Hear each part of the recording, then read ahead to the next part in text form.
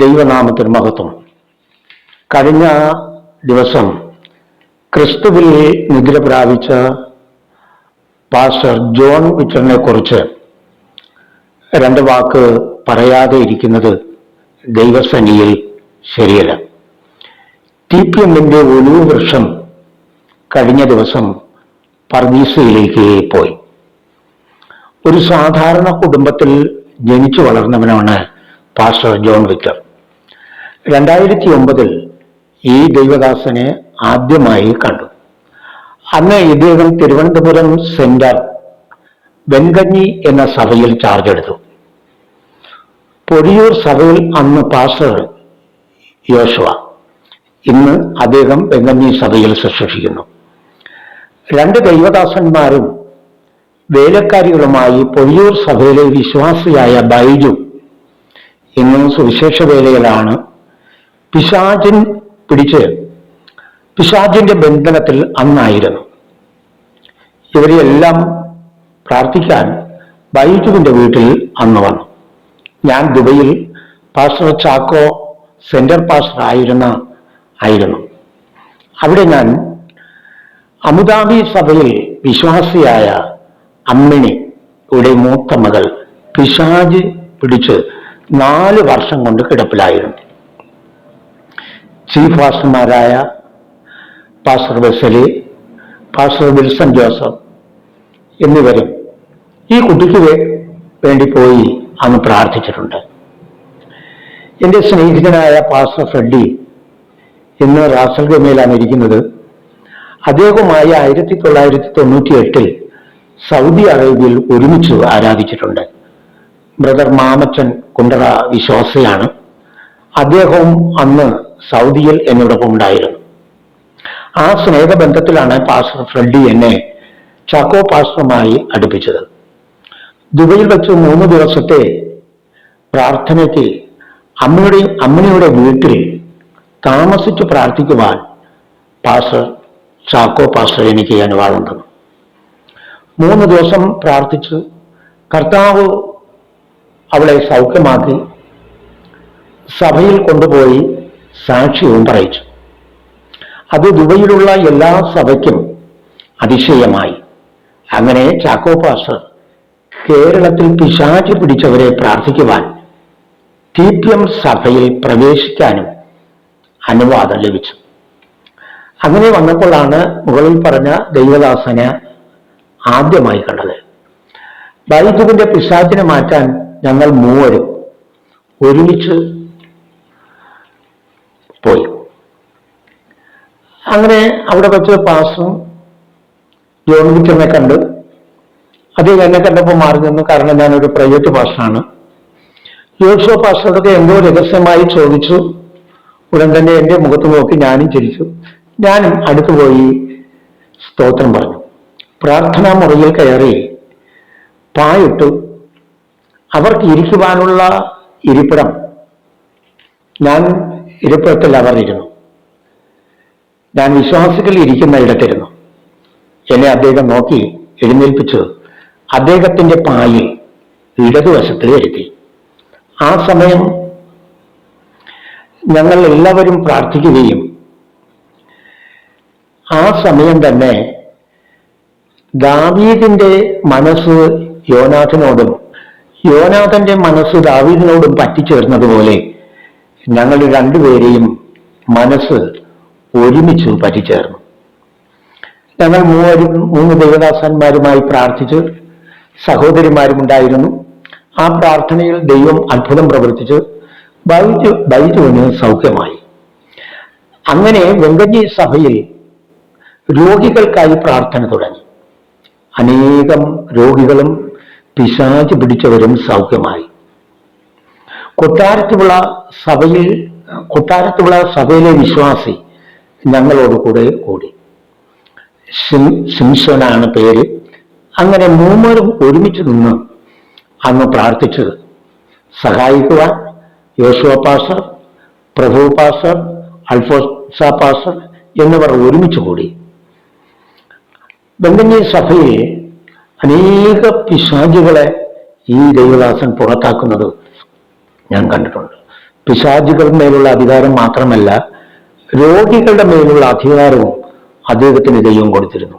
മത്തായിയുടെ സുവിശേഷം 10-ാം അധ്യായം 10-ാം വാക്യം വായിക്കുമ്പോൾ, അശുദ്ധാത്മാവിനെ പുറത്താക്കാനും സകലവിധ ദീനങ്ങളെയും വേദികളെയും പൊറുപ്പിക്കുവാനുള്ള അധികാരം ദൈവം ഈ ദൈവദാസന് കൊടുത്തിരുന്നു. അങ്ങനെ അനേകം വിശ്വാസികളും കേരളത്തിനകത്തും പുറത്തും വിദേശ രാജ്യത്തു നിന്നും അനേക പേർക്ക് അന്ന് പ്രാർത്ഥിച്ചു തുടങ്ങിയപ്പോൾ സഭയുടെ പണി തുടങ്ങി. അനേക സാധുക്കൾക്കും വിധവമാർക്കും ദൈവദാസൻ അത്താണിയായി തീർന്നു. താൻ ചെയ്തിട്ടുള്ളത് എല്ലാം രഹസ്യമായിട്ടാണ്. മാത്രമല്ല, തനിക്ക് ലഭിക്കുന്നതിൽ 20% ദശാംശം സെന്റർ പാസ്റ്റർക്ക് കൊടുക്കുകയും ചെയ്തു.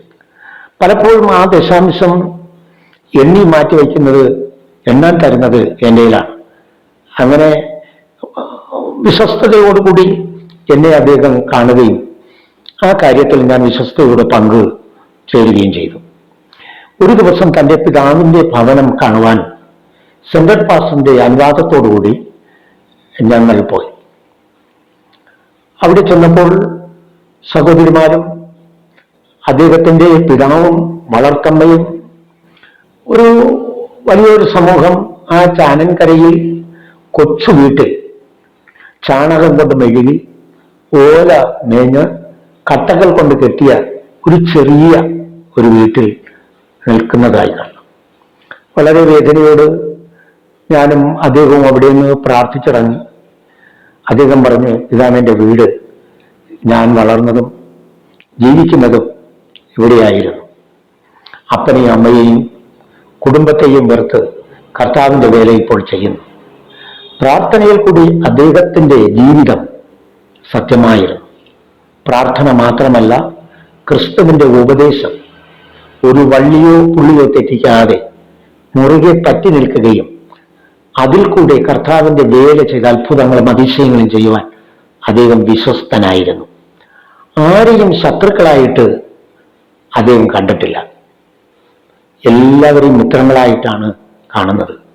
തന്നെ പഴിക്കുകയും ദുഷിക്കുകയും പരിഹസിക്കുകയും ചെയ്യുന്നവരുടെ അവരോടുകൂടിയും തോളിൽ കരങ്കട്ട് ഇട്ട് അണ്ണ, തമ്പി, അപ്പ എന്നൊക്കെ വിളിക്കുന്നത് ഞാൻ കേട്ടിട്ടുണ്ട്. ഇടം കൈ കൊടുക്കുന്നത് വലം കൈ അറിയില്ല. വെങ്കടങ്ങ് സഭയിൽ വന്നപ്പോൾ പല ശുശ്രൂഷകന്മാരും അദ്ദേഹത്തെ സഹായിച്ചു. അദ്ദേഹത്തിന്റെ ശുശ്രൂഷയിൽ വെങ്കടമ്പ് സഭയിൽ ഉണ്ടായിരുന്നു. ഞാനും ആ വെങ്കടമ്പ് സഭയിലെ ശുശ്രൂഷയിൽ കൂടെ ഉണ്ടായിരുന്നു. അതിനുശേഷമാണ് അദ്ദേഹം കളിയിക്കവള സഭയിൽ പോകുന്നത്. കളിയിക്കവള സഭയിൽ പോയപ്പോൾ തോളിൽ കൈയിട്ടവരും മാറോട് ചാഞ്ഞവരും സകലരും അദ്ദേഹത്തിന്റെ ശത്രുക്കളായി തീർന്നു. കാരണം മറ്റുള്ള സഭയിലുള്ള വിശ്വാസികൾ അദ്ദേഹത്തിന്റെ ശുശ്രൂഷ അനുഭവിക്കാൻ പോവുകയും ആ കാശ് കൊണ്ട് അദ്ദേഹം പോകുന്നിടത്തൊക്കെയും ആലയങ്ങൾ പണിയുന്നു എന്നുള്ള ആ വാർത്തകൾ പരന്നപ്പോൾ പല ശുശ്രൂഷകന്മാരും അദ്ദേഹത്തെ വിട്ടുമാറുവാൻ ഇടയായി. ഈ കാര്യങ്ങളൊക്കെ അദ്ദേഹം എന്നോട് രഹസ്യമായി പറയും. കാരണം ഞങ്ങളൊരു അപ്പനും മകനും എന്നുള്ള ഒരു സ്നേഹബന്ധമായി. എന്നെ പലപ്പോഴും പപ്പ എന്നാണ് അദ്ദേഹം വിളിച്ചത്. കളിയിക്കളയിൽ വെച്ച് അദ്ദേഹം രോഗിയായിട്ട് അവിടുത്തെ വിശ്വാസികൾ ദൈവത്തെ പോലെ കണ്ടു. മാത്രമല്ല, ഒരു കുഞ്ഞിനെ ശുശ്രൂഷിക്കുന്നത് പോലെ ശുശ്രൂഷിക്കുവാനും ഇടയായി. ഏകദേശം 1 വർഷം കളിയിക്കളയിൽ ഇരുന്നപ്പോൾ എനിക്ക് വിദേശ രാജ്യത്തിൽ ഒരു പ്രാർത്ഥനയ്ക്ക് വേണ്ടി പോകേണ്ടി വന്നു. ഞാൻ ദുബൈയിൽ 3 മാസം കഴിഞ്ഞു വന്നപ്പോൾ ദൈവദാസനെ എരിക്കാവൂർ സഭയിൽ വച്ച് ഞാൻ കണ്ടു. ഞെട്ടിപ്പോയി. കളിയിക്കളയിലുള്ള 2 വിശ്വാസികളെ ശുശ്രൂഷിക്കുന്നു. ആർക്കും അകത്ത് പ്രവേശനമില്ല. സെന്റർ പാസ്റ്ററായ വൈദ്യനപ്പച്ചന്റെ കൽപ്പന എന്ന് പറഞ്ഞു. അകത്ത് കയറി, അനുവാദമില്ലെങ്കിലും അകത്ത് കയറി പ്രാർത്ഥിച്ചു. സ്വർഗത്തിലെ ദൈവം പ്രാർത്ഥന കേട്ടു.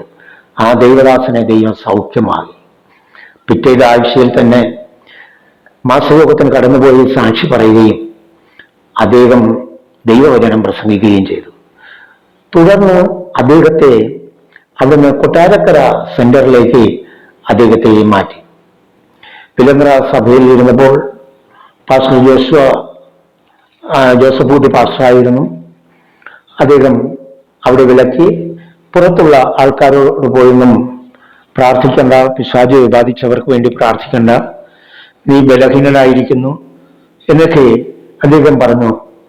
അതുകൊണ്ട് പുറത്തു പോകാൻ അദ്ദേഹം മടിച്ചു. എന്നാലും ദൈവം അത്ഭുതം പ്രവർത്തിച്ചു. വരുന്ന എല്ലാ രോഗികൾക്കും വേണ്ടി പ്രാർത്ഥിക്കുക മാത്രമല്ല, ആദ്യത്തെ പോലെ തന്നെ സാധുക്കൾക്കും വിധവമാർക്കും അനാഥർക്കും കരം തുറന്നു കൊടുക്കുന്ന ഒരു വ്യക്തിയായിരുന്നു. ഇത്ര വിശാല മനസ്സുള്ള ഒരു മനുഷ്യനെ എൻ്റെ ജീവിതത്തിൽ ഞാൻ കണ്ടിട്ടില്ല. സാക്ഷി കേട്ട് വിലതര സഭയിലെ വിശ്വാസികളോടുകൂടി അടുത്തു വന്നു കർത്താവിൽ നിദ്ര പ്രാപിച്ച സണ്ണി ചാണി സഭയിൽ ഇരുന്നപ്പോഴാണ് ഞങ്ങൾ കുടുംബമായി ചാണി സഭയിൽ അംഗമായി തീർന്നത്. 2025 ഏപ്രിൽ മാസത്തിൽ നാട്ടിൽ ഞാൻ വന്നു. കഴിഞ്ഞ മാസം ഞാൻ വിദേശ രാജ്യത്തിൽ പോയി.